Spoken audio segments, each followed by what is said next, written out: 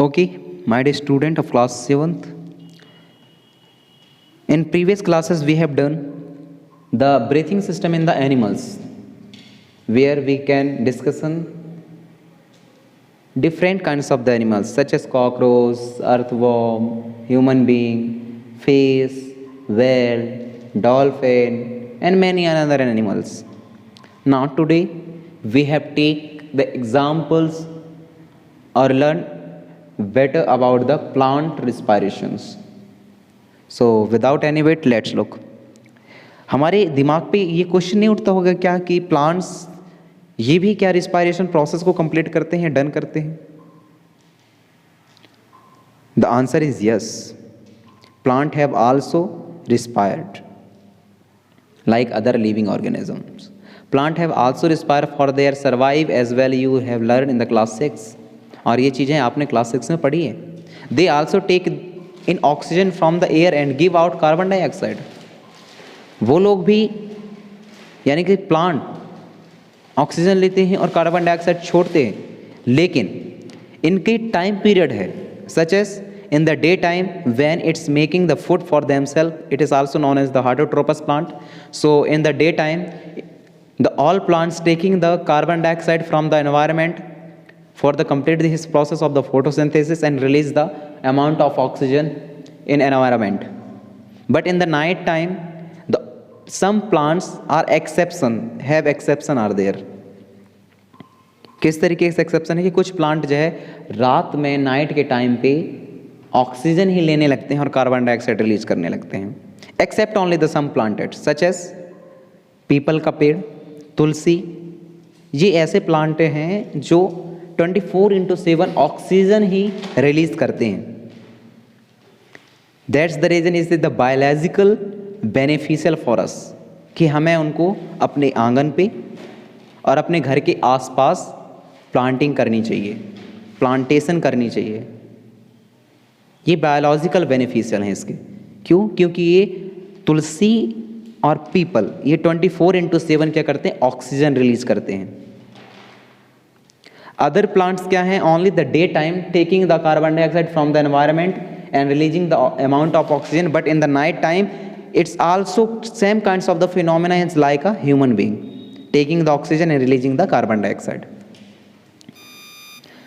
How? Let's look.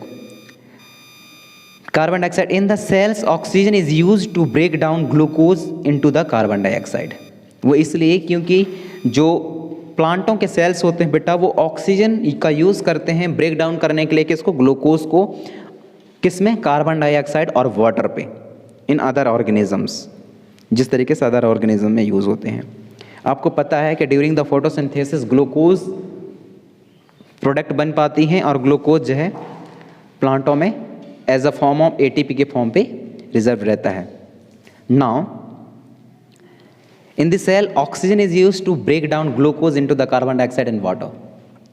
In organisms, in plant each part can independently take the oxygen from the air and give out the carbon dioxide. You have already learned in the chapter number 1 that is the leaf of the plant have tiny pore called stomata for the exchange of the oxygen in the carbon dioxide.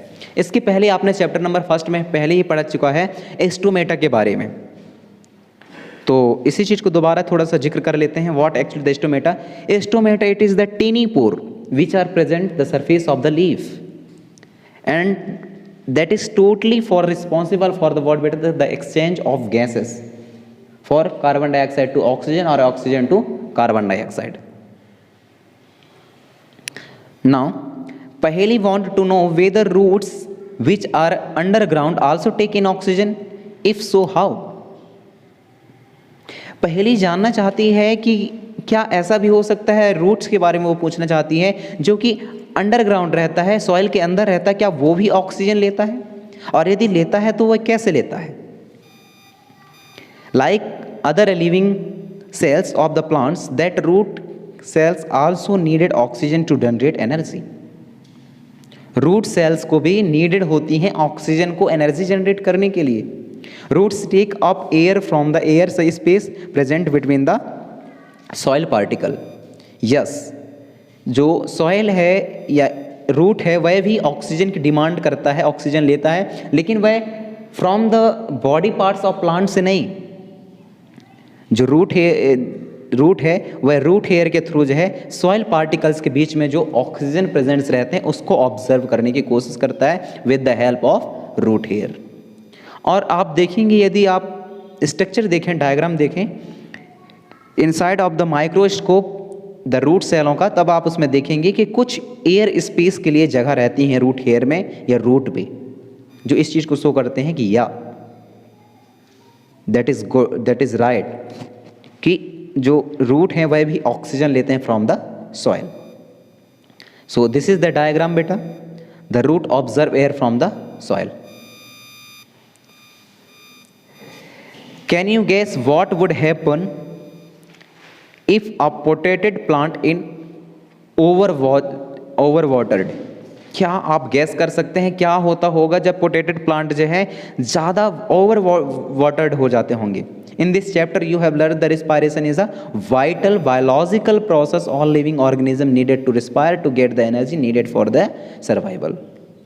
Respire जरूरी है ब्रेकन down करने के लिए food को, ताकि हमें energy मिल सके, और एनर्जी का यूज जो है हम अपन लाइफ सर्वाइवल के लिए करते हैं।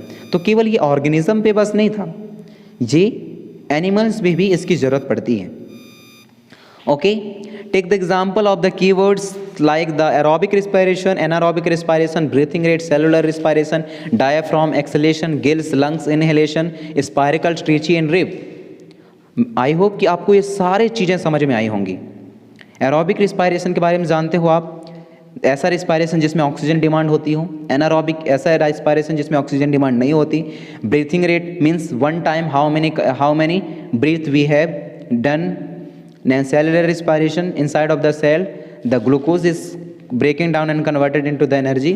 Diaphragm, it is the respiration part of human being which are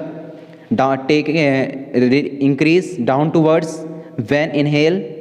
Now exhalation is a process where we move out the carbon dioxide from our body. Gills, it is the presence on fish which are totally responsible for the exchange of gas, dissolve oxygen to carbon dioxide. Lungs, it is the respirations organ of human beings. Inhalation, the taking air rich oxygen rich air from the environment. Spiracle, it is the spiracle. What is the spiracles beta? It is the